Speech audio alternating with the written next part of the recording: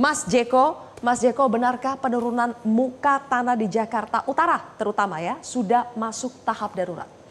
Ya, baik Mbak Sylvia ya. Jadi memang kondisi di Jakarta itu tadi sudah disampaikan Pak Gubernur juga ya, Pak Pramono Anung, bahwa beberapa kawasan mengalami penurunan.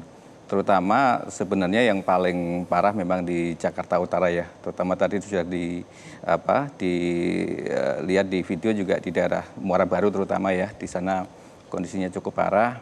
Dan kemudian daerah lain di tengah yang penurunannya cukup signifikan itu di Jakarta Barat, daerah Rawabuaya dan sebagainya. Makanya hari ini juga kita lihat di daerah Rawabuaya kan juga terjadi banjir ya.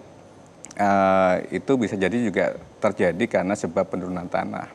Dan penurunan tanah di Jakarta ini sebenarnya memang sudah fenomena yang lama ya, karena kita tahu Jakarta ini kan sebenarnya dia merupakan daerah muara ya, yang tadinya juga terutama di daerah utara itu kan daratannya itu berasal dari endapan.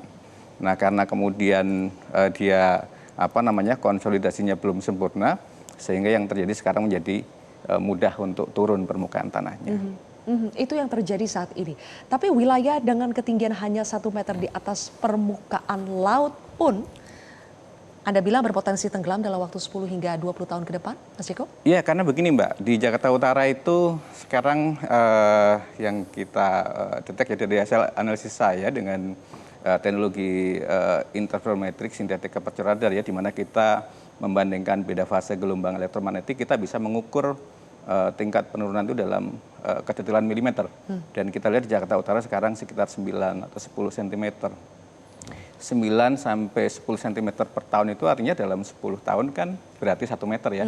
Jadi kalau kita bayangkan area yang sekarang ketinggian di atas permukaan laut hanya 1 meter ya tentu dalam 10 tahun pasti tenggelam. Jelajahi cara baru mendapatkan informasi. Download Metro TV Extend sekarang.